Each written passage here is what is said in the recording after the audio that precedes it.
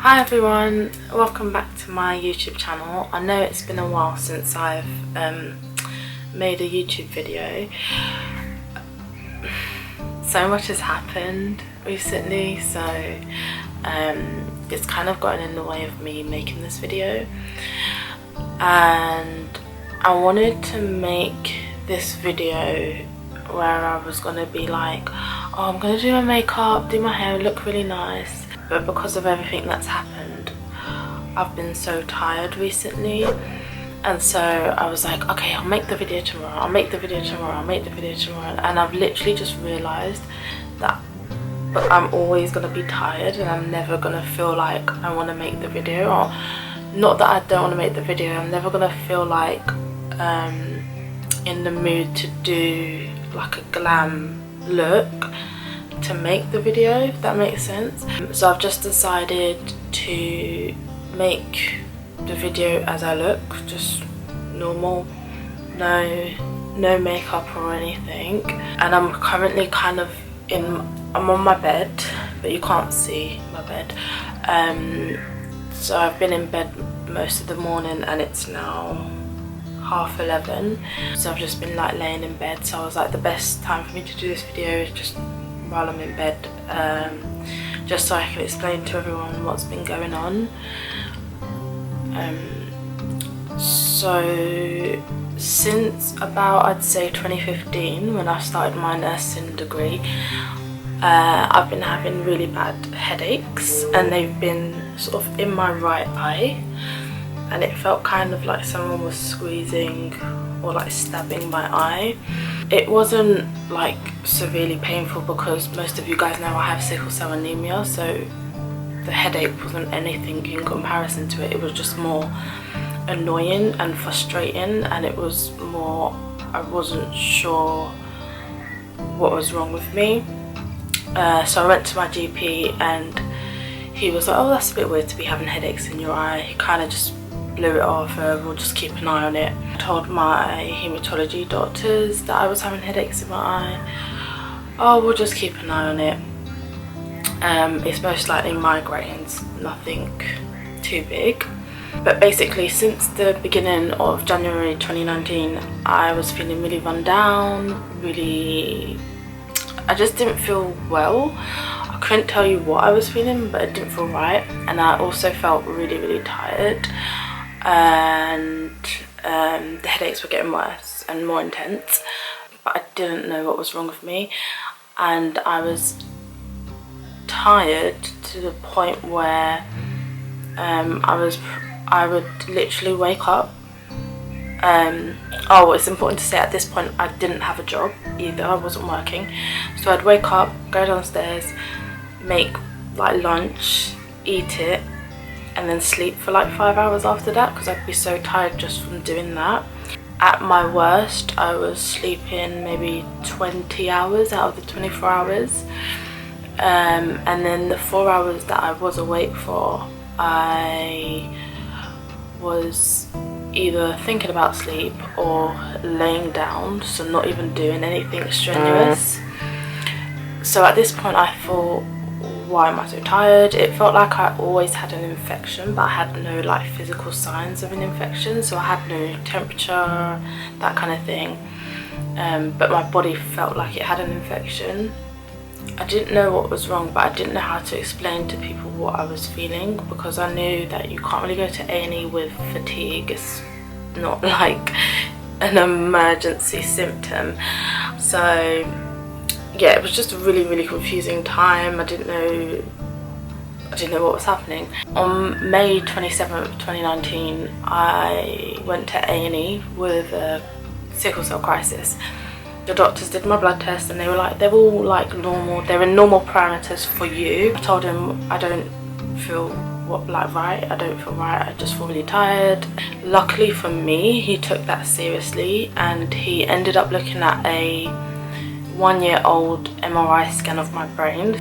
So the MRI brain scan in April 2018 showed a hyperintense area around the pituitary gland. For people that don't know where the pituitary gland is in like the lower part of your brain. okay, and it's basically this gland that's in charge of producing hormones, so it keeps all your hormones in check. So basically what was done for me after that, after they found that finding on the year-old MRI scan, they did bloods for that specific area in my pituitary gland, and they checked like all my hormone levels, and the blood test came back abnormal. One of the abnormal results was my cortisol levels. The cortisol is basically in charge of your fight or flight response, and it gives you energy. So my cortisol level came back as 29, and it's supposed to be between 400 and 500, so it was extremely low, which explained why I was experiencing such bad fatigue. So I saw an endocrinologist, like this is all whilst I was in hospital. They came to my bedside to see me, and they started me on hydrocortisone, which is a steroid medication. Okay, I had to have 2 more MRI scans and a CT scan of my brain, because the issue was all the findings in April 2018, the finding only said a hyperintense area around the pituitary gland, so they wasn't sure what it actually was, and the endocrinologist couldn't make a definitive diagnosis with just the one image, so they took more images, and then there was a concern of whether it might be a bleed or a clot. Because I have sickle cell anemia, that can happen to us. We can have a bleed on the brain or a clot in our brain. They were querying whether or not I'd had a bleed or a clot in my pituitary gland that had been caused from a sickle cell crisis. Okay, so I had to stay in hospital for 2 weeks, and they sent the images off to a specialist neurosurgeon at UCLH hospital, who deals with pituitary glands only. So this is what she specialises in, because the hospital that I was at didn't have a specialist neurosurgeon. They don't really have a massive neurology department either. So at this point I was only seeing an endocrinologist. They told me that if it was a bleed or a clot on the pituitary gland, that they'd have to do surgery right away, and that I wouldn't have a choice. I'd just have to go straight into surgery. So that's why I had to stay in the hospital until I got the results. But thankfully for me, it wasn't a bleed or a clot. It wasn't a tumour, okay? And I just want to make this very clear to people. The pituitary gland is in the lower part of your brain, okay? I don't have a brain tumour. I have a pars intermedia cyst. That's what I got diagnosed with. A cyst is basically just a sac. It's filled with fluid.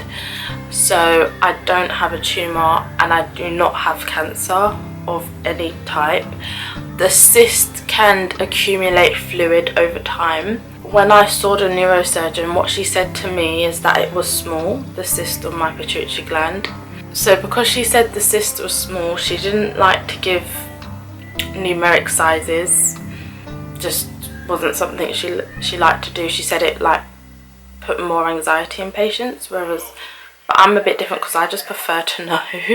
But she didn't want to say. They started me on hydrocortisone, which was the steroids.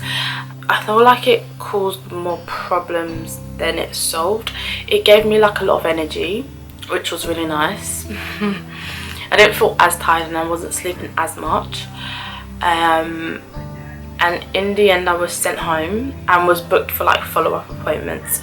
So at this point all I knew is that I had a cyst on my pituitary gland that was causing some of my hormones to be out of range. So my cortisol was low and my prolactin was high. My prolactin was 2,500, I believe, the first time. So I eventually went to see the neurosurgeon in person, and she was really nice. And the one thing she did say to me is that she wasn't because the whole question was, am I going to need surgery? What's kind of happening from that front? She wasn't happy to do surgery right now because of 2 reasons, or maybe it was more. She said, 1, because of my sickle cell, it makes me very high risk and she doesn't want to do a surgery when she doesn't have to. And 2, because if she does do surgery and she drains the cyst, or she removes the cyst, however she does it, all my hormones will definitely be out of range, and she said my pituitary gland would essentially be non-functioning completely. Like right now it's functioning somewhat. She did say to me in about 5 years time there would kind of be no other option but to do the surgery, because the cyst like is continuously filling up with fluid. So I just have to go for like regular MRI scans and checkups to keep an eye on the cyst. The surgery as well, by the way, I didn't explain, they go up your nose and because it's at the bottom part of your brain, they sort of go up your nose to get to the bottom part of your brain and yeah, do whatever they have to do. And so they won't be cutting off my hair, which is good. When the doctor first told me, oh, you might have to have surgery because we don't know if it's a bleed or we don't know what's going on, the first thing I asked, I was like, oh my gosh, are they gonna have to cut off my hair? I was like, so I was more worried about my hair than anything else, which was just crazy. I also see an endocrinologist who keeps an eye on my hormones and the steroid use. So what he said to me is that initially I was on the steroids, I was on hydrocortisone regularly, and I was given injections, to emergency injection kits to give if I started vomiting or if I was in some sort of like adrenal crisis. When I saw the endocrinologist, he was like, if you can come off the steroids and you feel okay, that would be great, because like I said, the steroids was causing more problems than it was solving. So now I don't take steroids every day. The problem is I feel really tired all the time, but it's kind of something I have to like weigh up. I also see ophthalmology doctor now, which is an eye doctor. I always saw an eye doctor for my sickle cell. So for sickle cell we go for yearly checkups, yearly eye tests anyway, because sickle cell can cause blindness. But with this pituitary cyst, it can press on your optic chiasm and cause you to lose your eyesight. So I have to go for visual field tests with an ophthalmology doctor. I've been told my eyesight's good at the moment and I have no like visual disturbances or anything. I now see 3 new doctors, which is obviously taking up a lot of time. It was like a bit of a new diagnosis, and it was, I'm actually not going to say getting diagnosed was scary. It was more relief for me because I knew that something was wrong, but I just didn't know how to go about getting the answers for what was wrong. So in the end I was diagnosed with 2 new conditions. I now have a pars intermedia cyst on my pituitary gland, and I also have hypopituitarism from the pituitary cyst. Hypopituitarism is a rare disorder in which your pituitary gland fails to produce 1 or more hormones or does not produce enough hormones. So in my case, my pituitary gland doesn't produce enough hormones because of the pituitary cyst. So that is everything. I hope I've explained it correctly, but yeah, I'll just keep everyone updated on what's happening and what changes. Please like, comment and subscribe to my YouTube channel. I'm trying to make more videos. They're probably gonna be set up like this now, me just sitting on my bed with hardly any makeup on making videos. I do want to make another video talking about the symptoms I had and going into what symptoms I was experiencing, and also the symptoms I had but didn't realise I had because I wasn't that aware, and also some of the symptoms I just attributed to my sickle cell. So like the fatigue, I was like, oh no, it's just my sickle cell, nothing wrong with me, when in fact there was. Thank you so much for watching and taking the time to listen.